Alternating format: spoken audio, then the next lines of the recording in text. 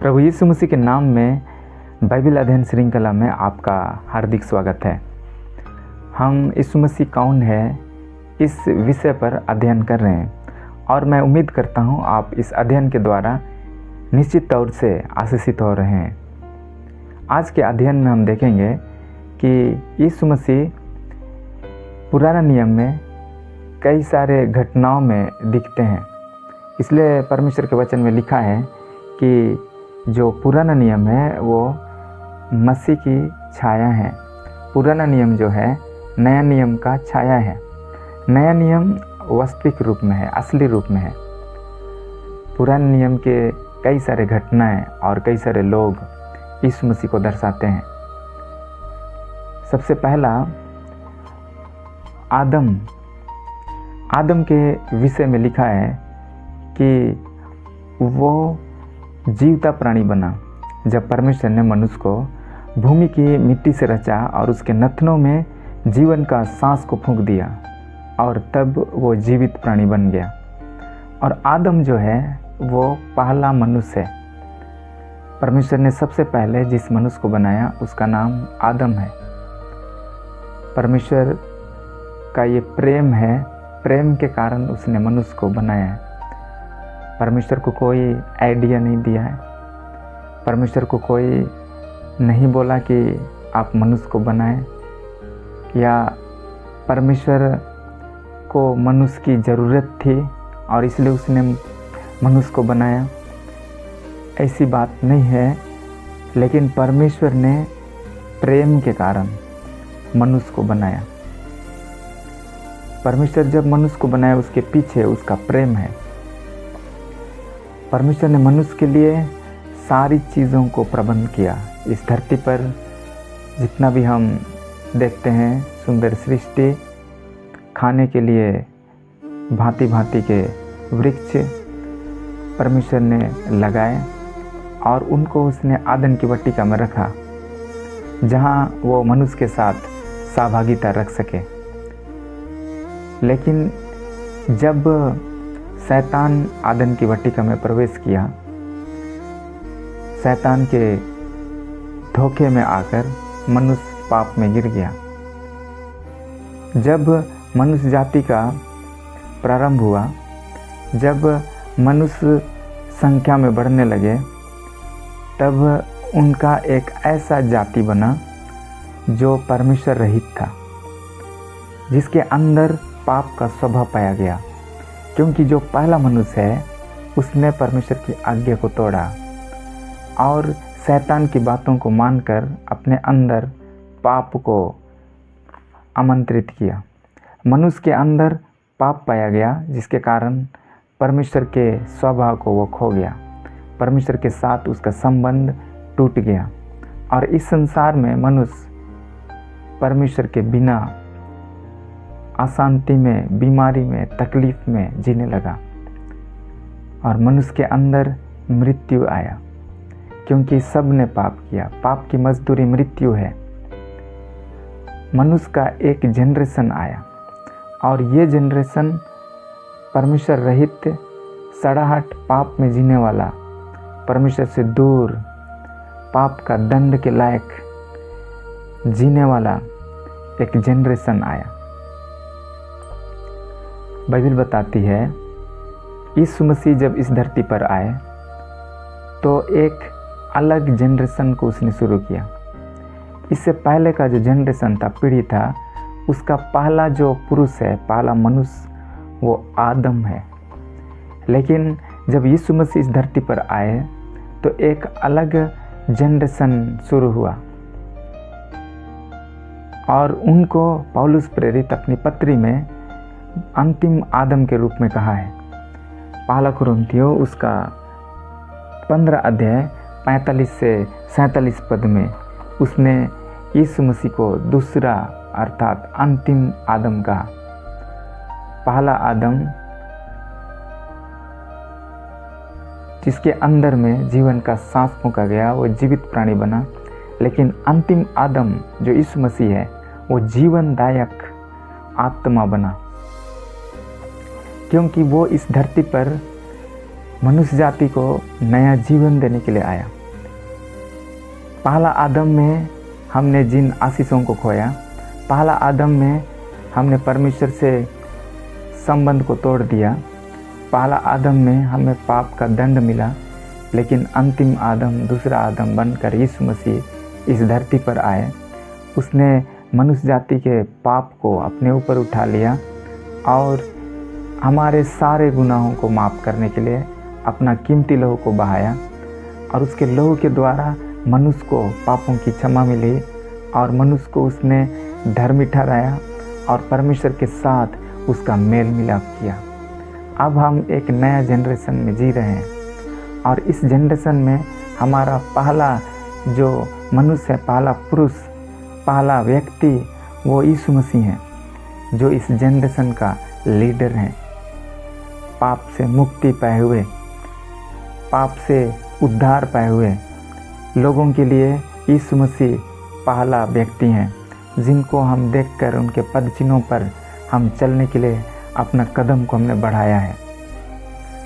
अगला जो घटना है या अगला जो व्यक्ति है वो है मेलकिसेदेक राजा। इसके विषय में उत्पत्ति उसका 14 अध्याय और उसका 18 से 24 में हमें मिलता है। 18 से 24 जहाँ मेलकिसेदेक राजा के विषय में बताया गया है। ये सलेम का राजा था। सलेम अर्थात यरूशलेम। ये सिर्फ राजा ही नहीं था, वो एक याजक भी था। जब अब्राहम लड़ाई से लौट रहा था, वो लड़ाई जिसमें लूत, उसके घराने, सदोम और अमोरा के लोग बंदी बनाए गए थे, उनको छुड़ाने के लिए अब्राहम अपने 318 युद्ध कौशल में शिक्षित जवानों को लेकर जब उनको पीछा किया और उनसे छीन करके जब वापस वो लौट रहा था, तो मार्ग में मेलकिसेदेक राजा, सलेम का राजा उनसे भेंट करने के लिए आया।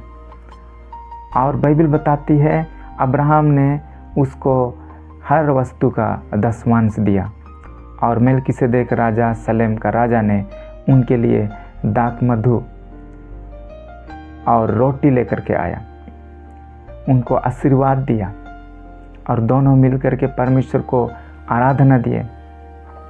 ये मेलकिसेदेक राजा के विषय में बाइबल में हमें अन्य जगह कहीं नहीं मिलता है। हमें उनका ना वंश का, उनका जाति के विषय में कहीं हमें नहीं मिलती है, लेकिन जैसा लोग कहते हैं, इतिहास कहता है कि वो राजा जो था वो धार्मिकता के साथ राज करता था, परमेश्वर की ओर से वो आया था। वो उस राज्य का, उस देश का राजा और याजक था। उसको इब्रानियों की पत्री में बाइबल हमें यीशु मसीह के साथ उनको संबोधन किया गया है कि यीशु मसीह भी मेलकिसेदेक की रीति पर युगानुयुग का वो राजा ठहरा है, युगानुयुग का वो याजक बना है। जब हम पुराना नियम पढ़ते हैं तो वहाँ लेवी घराने के लोग याजक पद के लिए चयनित किए जाते थे, याजक पद के लिए बुलाए गए थे। लेवी घराने के लोग ही, लेवी गोत्र के लोग ही मंदिर में या तंबू में याजक का काम करते थे। मेलकिसेदेक राजा के विषय में हम नहीं जानते कि वो कौन सा घराना का था, क्योंकि वो तो मूसा की व्यवस्था से पहले ही वो था, लेकिन इतना हम जानते हैं वो याजक और राजा था। इसी तरह से जब यीशु मसीह इस धरती पर आए तो मेलकिसेदेक की रीति पर वो राजा बने, मेलकिसेदेक की रीति पर वो याजक बने। जब हम इब्रानियों उसका 7 अध्याय 1 से 3 और 11 से 17 पद को पढ़ते हैं तो वहाँ हमें मिलता है कि यीशु मसीह मेलकिसेदेक की रीति पर युगानुयुग का महायाजक बने। यीशु मसीह का जन्म यहूदा गोत्र में हुआ और उस आधार से वो किसी भी तरीक़ा से याजक पद के लायक नहीं थे, लेकिन फिर भी वो महायाजक बने। याजक जो है मंदिर में हर बार लोगों का पापों का प्रायश्चित के लिए लहू लेकर के जाता था। लेकिन यीशु मसीह पूरे संसार के लिए, मनुष्य जाति के लिए उसने परमेश्वर की वेदी अर्थात कलवारी क्रूस पर अपना कीमती लहू को बहाया और उसी लहू को वो लेकर स्वर्गीय स्थान, पवित्र स्थान, महापवित्र स्थान जो स्वर्गों का स्वर्ग है, वहाँ वो प्रवेश किए और उसके द्वारा से अब हम सभी मनुष्य जाति के लिए स्वर्ग राज जाना आसान हो गया। अब हम परमेश्वर पिता को कहीं पर भी कभी भी हम पुकार सकते हैं। इस मसीह के माध्यम से अब हमारा पहुँच परमेश्वर के साथ हो गया। वो मेल्किसेदेक की रीति पर युगानुयुग का महायाजक ठहरा। अन्य जो घटना है वो फसा। जब हम निर्गमन उसका 12 अध्याय 12 से 13 पद को जब हम पढ़ते हैं तो वहाँ परमेश्वर ने इजरायलियों को ये इस तरह से आगाह किया कि रात के समय में मृत्यु का दूत अर्थात परमेश्वर का स्वर्गदूत, परमेश्वर की ओर से भेजा गया दूत मिस्र देश से होकर के गुजरेगा और जितने के घर में, जितनों के दरवाज़ा के चौखट पर, द्वार के चौखट पर लहू नहीं मिलेगा, मेमना का लहू उनको लगाने के लिए कहा गया। और जिस घर के द्वार पर मेमने का लहू का निशान नहीं दिखाई देगा, उस घर के जितने पहले उठे हैं, चाहे वो जानवर चाहे वो मनुष्य, उनकी मौत हो जाएगी। और वैसे ही हुआ। जितनों के घर के द्वार पर मेमने का लहू लगा हुआ था, उस परिवार को परमेश्वर का स्वर्गदूत ने छोड़ दिया। और जितनों के घर में मेमने का लहू का चिन्ह नहीं मिला, उस परिवार के जितने पहले उठे थे वे मर गए। पूरा मिस्र देश में हाहाकार मच गया, लोग रोने पीटने लगे। और उसी समय इजरायलियों को फिरौन राजा ने छोड़ा और वे उस दासत्व से, गुलामी से वो बाहर निकले। और वो फसा का मेमना इस नए नियम में यीशु मसीह को कहा गया। इजरायली लोग उस मिस्र देश में गुलामी का जीवन जी रहे थे और वहाँ से जब वो मुक्त हुए तो परमेश्वर ने उनको एक चिन्ह के रूप में मेमना को कत्ल करने के लिए, मेमना को बलिदान करने के लिए कहा और उसका लहू को उन्होंने अपने द्वार के चौखट पर लगाया और परमेश्वर का दूत उसी को देख करके उनको बचाया, उनको उद्धार दिया। नए नियम में यीशु मसीह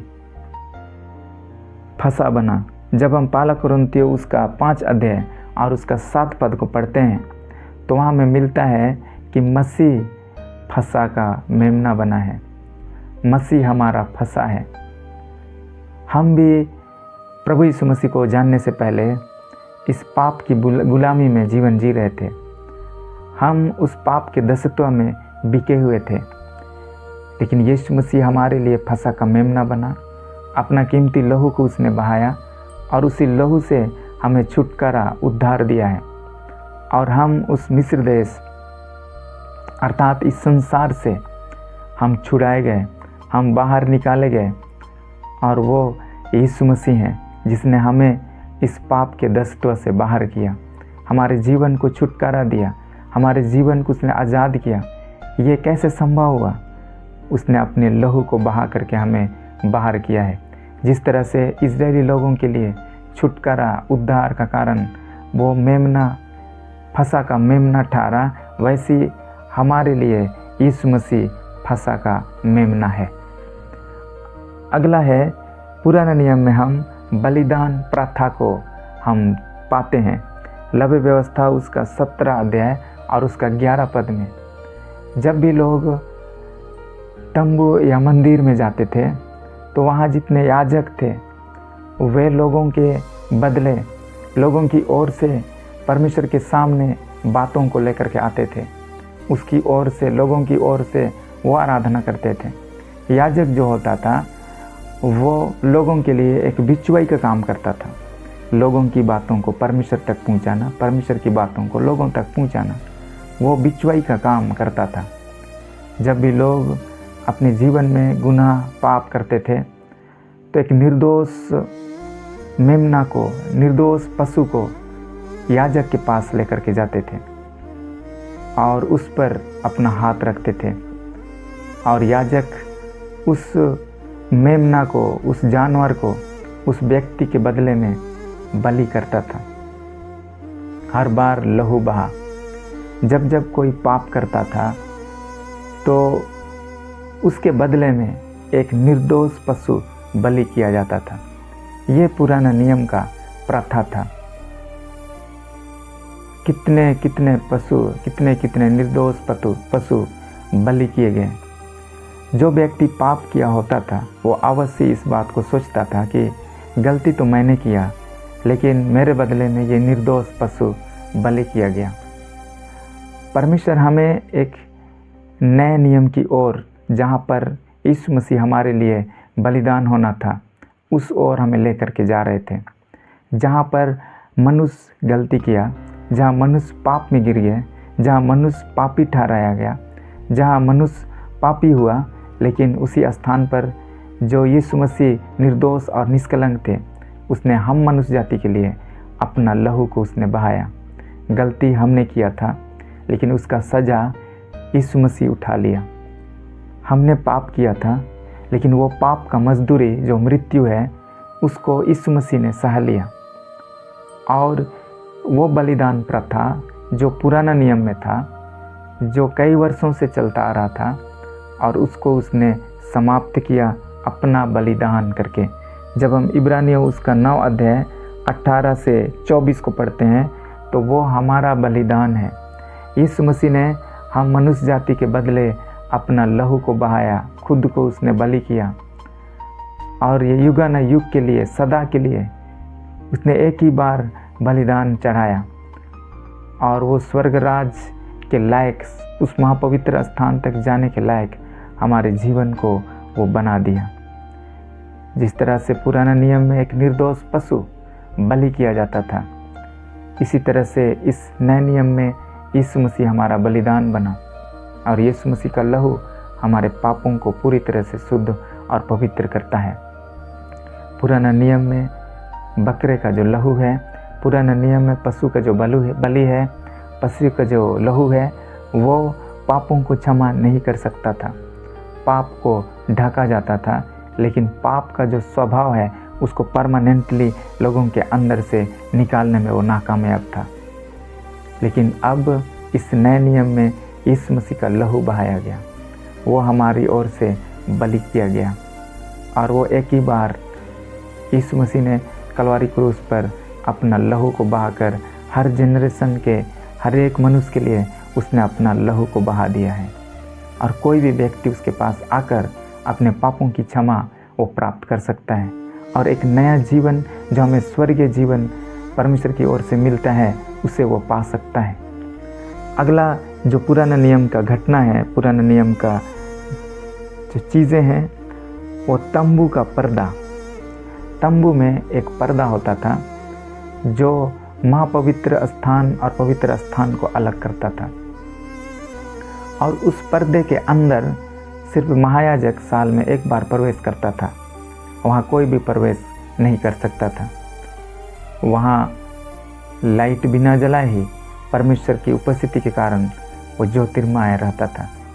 अगर कोई व्यक्ति, कोई महायाजक के जीवन में पाप पाया गया और वो पाप के साथ उस महापवित्र स्थान में प्रवेश किया, तो वहीं वो मर जाता था, और इसलिए उनके कमर में रस्सी बांधा जाता था और घंटी टांगा जाता था, और रस्सी का जो छोर है वो पवित्र स्थान में होता था।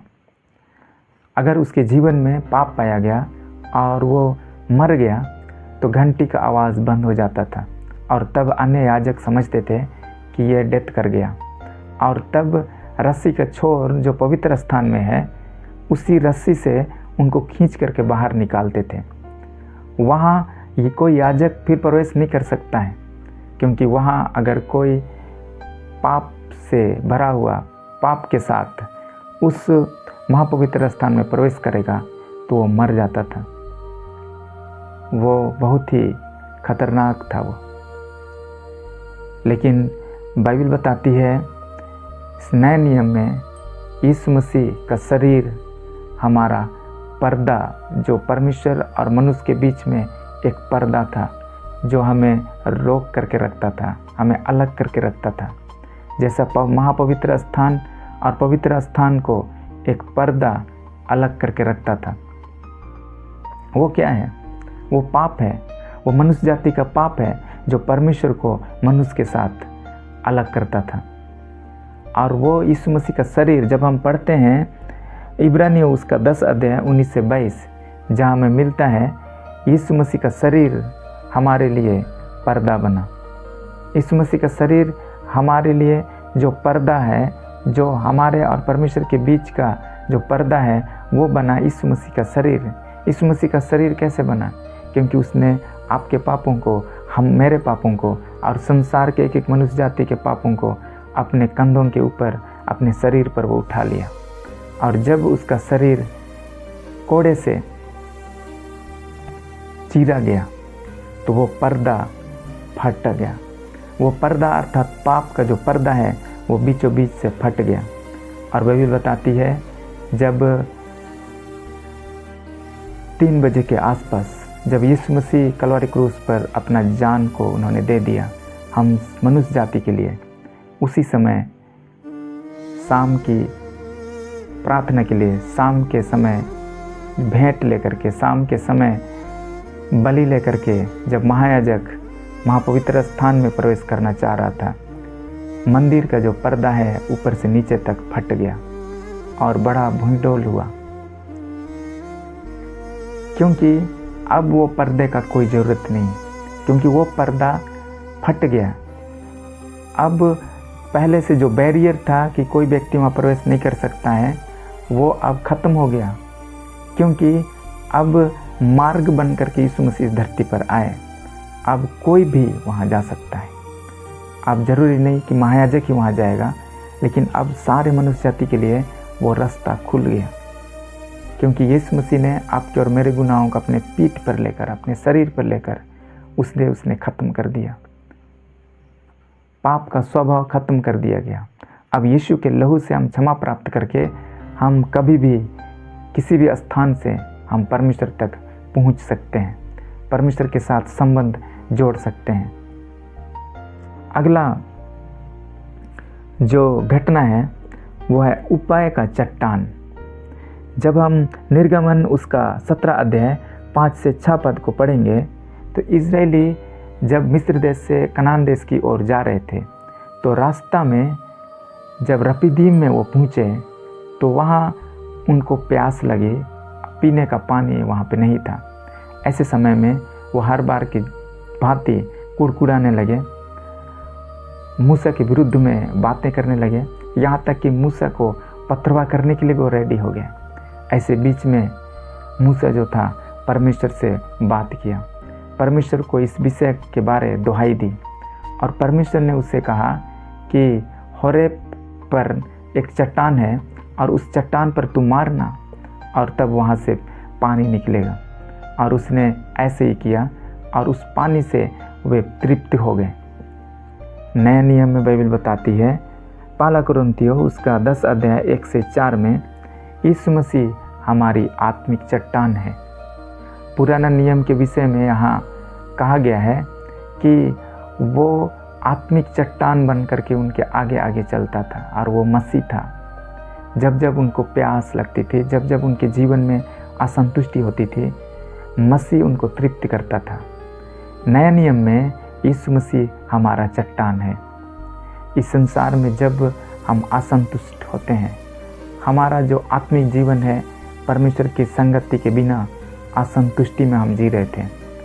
हमारे पास धन और दौलत था, हमारे पास एजुकेशन था, हमारे पास और भी बहुत सारी चीज़ें थी, लेकिन वो चीज़ हमारे अंदर जो आत्मिक खुशी, आत्मिक आनंद है वो दे नहीं सकता है। वो आत्मिक रिक्त स्थान हमारे आत्मा के अंदर जो रखा गया है वो परमेश्वर ही भर सकता है। और वो यीशु मसीह ने हमारी प्यास को उसने बुझाया है।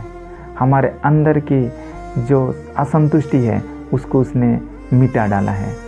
यीशु मसीह हमारा आत्मिक चट्टान बन करके हमारे साथ है। आज भी यदि आप अपनी ज़िंदगी में निराशा में जीवन जी रहे हैं, अकेलापन में जीवन जी रहे हैं, आप अपनी ज़िंदगी में बहुत सारी चीज़ों के कारण अपनी ज़िंदगी में आप परेशान हैं, तो यह स्मरण रखें कि मसीह हमारा चट्टान है। जब हम उसके पास आते हैं हमें उनकी ओर से जीवन का पानी मिलता है, और वो जीवन का पानी जब हमारे अंदर आता है हमें एक संतुष्टि, आनंद मिलता है, और हमारे अंदर से भी जीवन की नदियाँ बह निकलती है। वो हमारा आत्मिक चट्टान है। अगला जो घटना है, पीतल का सांप। गिनती उसका 21 अध्याय 5 से 9 पद में हमें मिलता है, जहाँ इजरायली लोग जब परमेश्वर के विरुद्ध में, परमेश्वर के दास मूसा के विरुद्ध में बातें करने लगे, तब यहोवा ने उनके बीच में विष वाले सांप को भेजा, और वो विष वाला सांप इजरायलियों को डसने लगे, और जिनको डांसा वो मरने लगे। और तब मूसा ने परमेश्वर से प्रार्थना की। परमेश्वर ने मूसा से कहा कि एक पीतल का सांप बनाना, और उसको उसने खंभे पर लटका दिया। परमेश्वर के कहे अनुसार जो व्यक्ति उस पीतल के सांप को जो खंभे पर लटकाया गया था उस ओर देखा वो चंगा हो गया। उस ओर जो देखा उनकी ज़िंदगी में चंगाई आने लगी, वे मरने से, मृत्यु से वो बच गए। जब हम नया नियम यूहन्ना रचित सुसमाचार 3 अध्याय 14 से 16 जब हम पढ़ते हैं, जहाँ परमेश्वर का वचन हमें बताती है कि परमेश्वर ने जगत से ऐसा प्रेम रखा कि उसने अपना इकलौता पुत्र दे दिया, ताकि जो कोई उस पर विश्वास करे वह नष्ट ना हो परंतु अनंत जीवन पाए। यीशु मसीह जब इस धरती पर आए तो उन्हें क्रूस पर लटकाया गया। वो लकड़ी पर वो लटका हुआ परमेश्वर का पुत्र मनुष्य और परमेश्वर के द्वारा त्यागा गया। चिलचिलाती धूप में वो बड़ी कष्ट और दर्दनाक मृत्यु को उसने सह लिया। सारे लोग उसका मजाक उड़ाने लगे। लोग कहने लगे, यदि तू परमेश्वर का पुत्र है तो खुद को बचा, हमें बचा। इस तरह से उनके भी जो बाईं ओर जो डाकू था वो उनसे कहने लगा। रोड पर चलते चलते लोग उनकी सिर हिला हिला कर निंदा करने लगे। लोगों ने उनको थप्पड़ मारा, थूका, उनको ताड़नाएं दी, बहुत सारा वेदना उसने सहा। और आज जितने हम सब लोग पाप के कारण मृत्यु की ओर जा रहे थे या जा रहे हैं, अगर हम उनको देखेंगे, उस कलवारी क्रूस की ओर अपनी नज़रों को हम उठाएंगे, जहाँ आपका उद्धार करता, जहाँ आपका बचाने वाला, जहाँ आपका छुटकारा देने वाला है, और उसी के लहू से हमारे पापों की क्षमा है, और उस अनंत दंड से, पाप की जो सज़ा है वो अनंत दंड है, नरक है, अनंत मृत्यु है, दूसरी मृत्यु है, उससे बचने का एक कारण है, वो है यीशु मसीह का लहू।